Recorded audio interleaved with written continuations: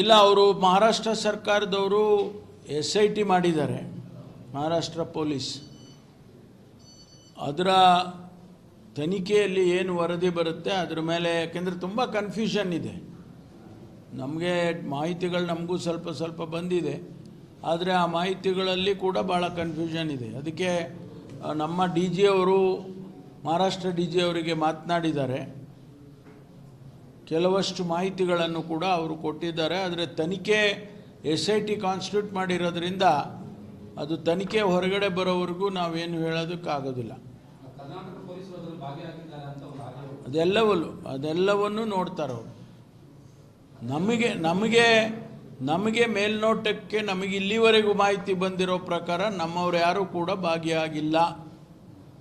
ಬೆಳಗಾಂ ಪೊಲೀಸ್ನವರು, ಕರ್ನಾಟಕ ಪೊಲೀಸ್ನವರು ಯಾರೂ ಕೂಡ ಭಾಗಿಯಾಗಿಲ್ಲ.